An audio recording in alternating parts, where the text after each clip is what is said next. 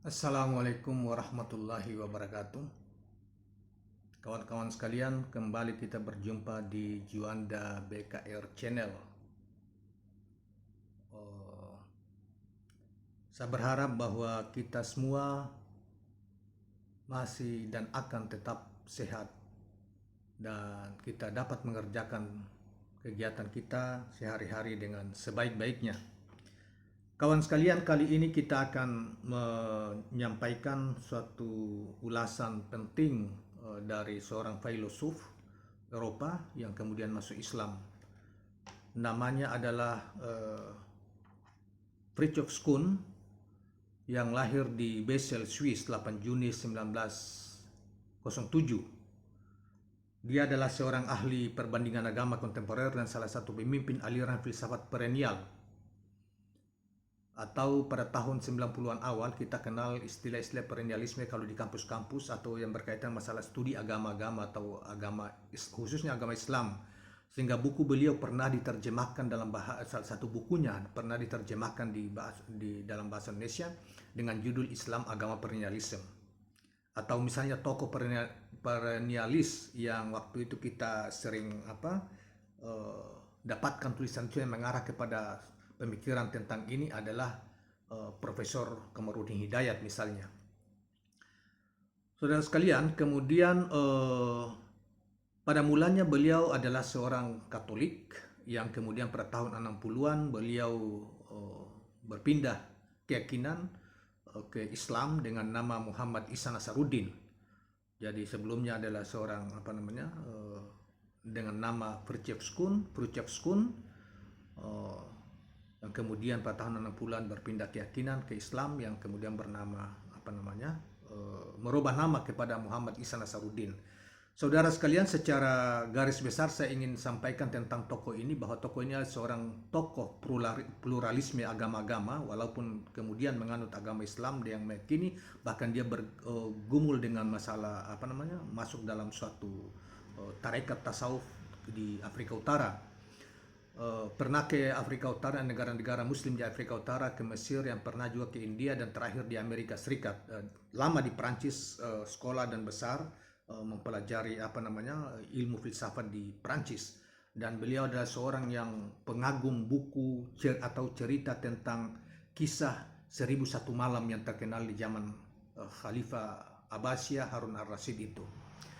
Saudara sekalian, demikianlah sepintas tentang Profesor Fritjof Kuhn yang kemudian beragama Islam, berpindah agama dengan nama Islamnya adalah Muhammad Isa Nasaruddin.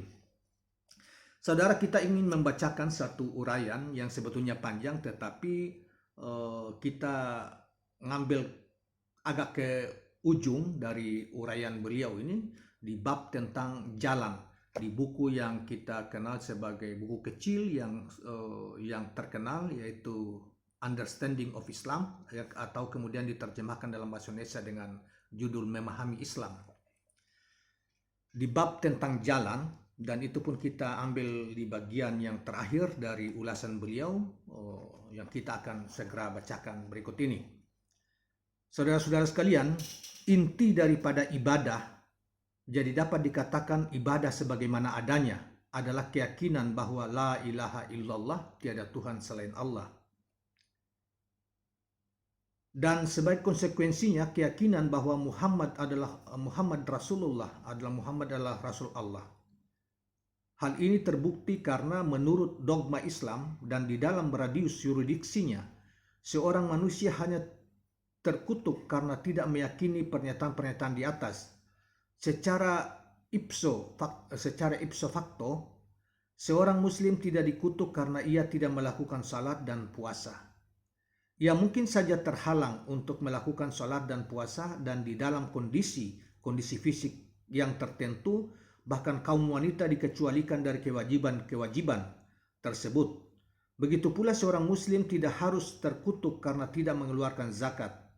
Muslim-muslim yang miskin, apalagi pengemis-pengemis, dikecualikan pula dari kewajiban ini, dan kenyataan ini setidak-tidaknya merupakan petunjuk bahwa bahwa dalam kewajiban-kewajiban zakat, salat, puasa terdapat kerelativitasan yang tertentu. Artinya maksudnya bahwa seorang muslim akan dikutuk kalau tidak taat terhadap pernyataan dua kalimat syahadat atau tidak terucap dan tidak teryakini. Tetapi dalam ritus-ritus misalnya dia tidak akan dikutuk kalau dia tidak melaksanakan salat, tidak zakat, tidak haji dan sebagainya, karena memang di situ perlakuannya ada batas-batas bagi orang-orang tertentu. Misalnya tadi disebutkan ke orang wanita, ketika pada wanita ada hal-hal yang tidak diwajibkan ketika dia mengalami keadaan tertentu, misalnya ketika haid dan lain sebagainya dan seterusnya. Orang miskin misalnya tidak perlu mengeluarkan zakat, bahkan justru menerima dan seterusnya.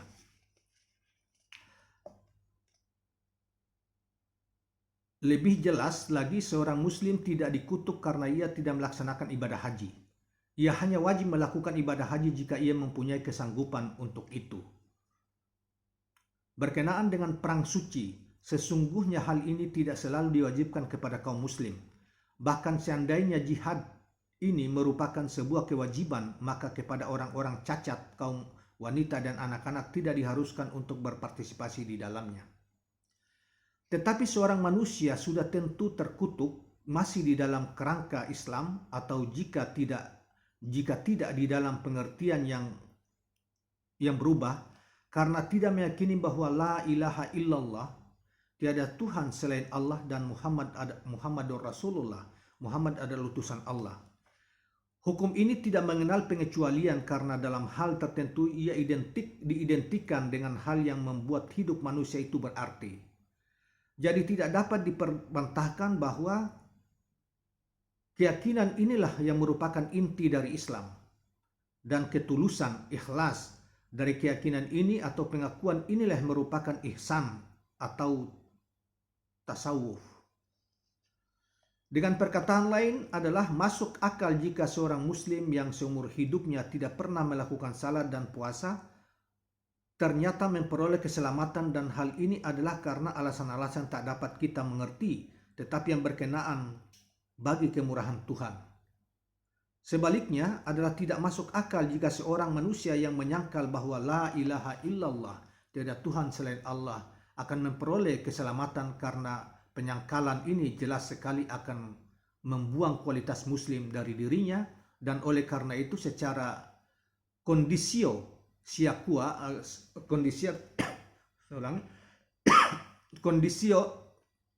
qua non, ia tidak akan memperoleh keselamatan. Jadi ke dalam ketulusan keyakinan termasuk pada kedalamannya sesuai dengan kesanggupan seseorang, dan kesanggupan ini tergantung kepada pembawaan diri. Kita harus mengerti bahwa hingga batas-batas tertentu kita memiliki intelijensi, bukan bahwa hingga batas-batas tertentu kita tidak memiliki intelijensi, sehingga kita tidak mungkin menjembatani kesenjangan antara subjek yang mengamati dengan loyal objek yang diamati. Bible baik dalam perjanjian lama maupun perjanjian baru mengatakan bahwa kita harus mencintai Tuhan dengan seadanya upaya kita. Jadi intelijensi tidak dapat dikesampingkan dari keharusan ini. Apalagi kalau intelijensi inilah yang merupakan ciri manusia dan yang membedakan manusia dari binatang. Kebebasan berkehendak tanpa intelijensi adalah tidak masuk akal. Manusia diciptakan dari intelijensi yang integral atau transenden. Oleh karena itu, ia sanggup berpikir dan memiliki intuisi yang supraindra dan kemerdekaan berkehendak. Itulah sebabnya mengapa ada sebuah kebenaran dan sebuah jalan dalam arti dan petik kata jalan itu, sebuah doktrin dan sebuah metode, sebuah keyakinan dan sebuah ketaklukan, dan sebuah iman, dan sebuah Islam. Karena Islam merupakan kesempurnaan dari iman dan Islam, maka dalam waktu yang bersamaan ia berada di dalam dan di atas iman dan Islam. Kita dapat pula menyatakan bahwa ihsan itu ada, karena di dalam diri manusia ada sesuatu yang menghendaki totalitas, sesuatu yang bersifat mutlak atau tak terhingga. Inti daripada kebenaran adalah pembedaan antara hal yang bersifat sementara dengan yang mutlak, dan inti daripada jalan, dalam tanda petik kata jalan itu, adalah kesadaran permanen terhadap realitas yang mutlak. Jadi apabila kita berbicara mengenai inti, maka yang kita maksudkan adalah ihsan, sesuai dengan konteks spiritualnya seperti yang kita bahas di dalam buku ini. Seperti yang baru saja dikatakan bahwa manusia diciptakan dari intelijensi dan kehendak. Dengan demikian sejak sedia kala ia memiliki pengertian-pengertian tentang hal-hal yang diketahuinya dan kebijakan-kebijakan tentang hal-hal yang dilakukannya. Dengan perkataan lain, manusia memiliki pengertian-pengertian dan kebajikan-kebajikan sehubungan dengan hal-hal yang diketahuinya dan sehubungan dengan siapakah ia sebenarnya. Pengertian-pengertian tersebut telah dinyatakan di dalam bagian yang pertama dari syahadah, sedang kebajikan-kebajikan tersebut di dalam bagian yang kedua. Itulah sebabnya mengapa tasawuf dapat diterangkan baik dengan mengemukakan sebuah metafisika maupun dengan mengemukakan apakah kebajikan-kebajikan itu sebenarnya. Bagian kedua dari syahadah pada dasarnya terdapat di dalam bagian yang pertama. Bagian yang kedua itu hanyalah merupakan sebuah perluasan dari bagian yang pertama. Seperti halnya kebajikan-kebajikan pada dasarnya terdapat di dalam dan bersumber dari kebenaran-kebenaran.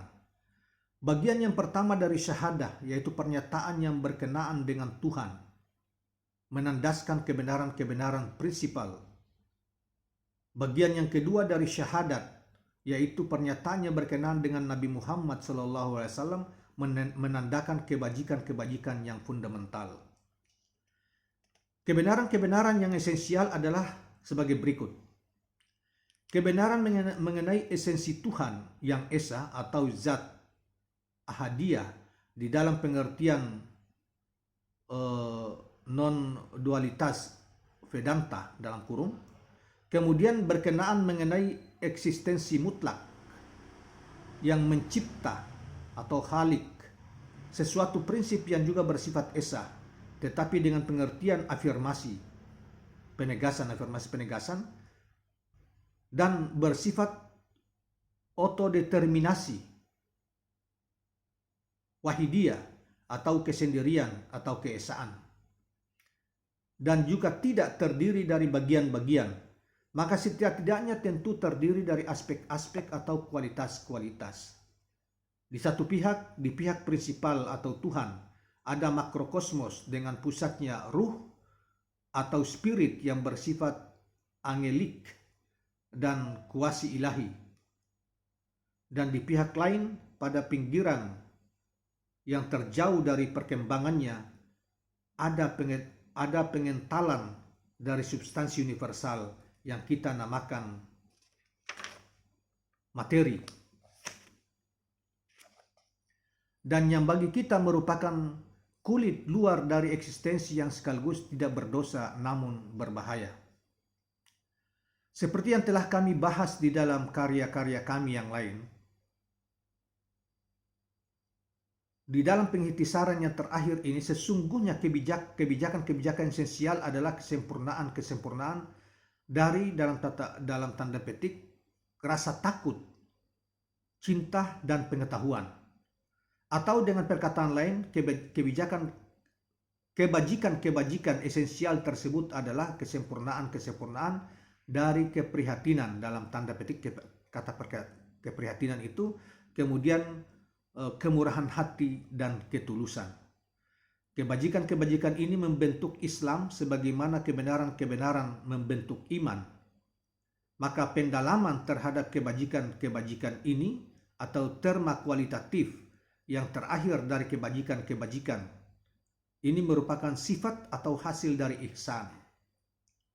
Sekali lagi kita dapat mengatakan bahwa kebajikan-kebajikan tersebut pada dasarnya adalah mempertahankan diri di dalam Tuhan menurut kesimetrisan tertinggi atau irama Tritunggal, mempertahankan diri di dalam Dia pada saat ini, di sini, dan sebagaimana adanya, di mana masing-masing dapat saling menggantikan karena masing-masing di antara ketiganya adalah mencukupi. Saudara sekalian, jangan salah paham soal yang dimaksud dengan Tritunggal di sini, irama Tritunggal. Tritunggal dimaksud adalah Islam, iman, dan ihsan, ya. 3 kata itu yang ini. Seorang sufi bertahan di dalam saat ini yang abadi, di mana tidak ada lagi rasa penyesalan atau takut. Ia tetap berada di dalam pusat yang tak terbatas, di mana hal-hal yang lahiriah dan batinia berpadu atau dilampaui. Atau sekali lagi, rahasia si sufi adalah simplisitas yang sempurna dari setiap substansi virginal. Karena ia adalah ia yang sebenarnya, maka ia adalah segala sesuatu yang ada. Selanjutnya kita dengarkan membacakan penjelasan selanjutnya, bahwa jika manusia adalah kehendak, maka Tuhan adalah cinta. Jika manusia adalah intelijensia, maka Tuhan adalah kebenaran. Jika manusia adalah kehendak yang terperosok dan tak berdaya, maka Tuhan adalah cinta yang memberikan pengampunan. Jika manusia adalah intelijensi yang telah mengalami kegelapan dan kesesatan, maka Tuhan adalah kebenaran yang terang dan memberikan keselamatan. Semua ini disebabkan karena sifat hakiki dari pengetahuan yang membawa intelijensi kepada level kebenaran. Memberikan yang murni secara cuma-cuma. Cinta Tuhan menyelamatkan kita dengan membuat dirinya menjadi kita. Cinta ini turun untuk naik kembali. Kebenaran Tuhan mengantar manusia kepada keselamatan dengan memberikan kembali kepada intelek objeknya, yang secara supranatural adalah natural dari kemurniannya yang sedia kala, yaitu dengan memperingatkan, kata memperingatkan diapit oleh tanda petik, kepada kita bahwa yang mutlak itu adalah yang ada. Atau sebaliknya, bahwa yang bersifat sementara itu adalah tidak lain daripada yang mutlak itu sendiri. Sehubungan dengan eksistensi murni atau kesadaran, dan sehubungan dengan keterbatasan analogi yang tepat.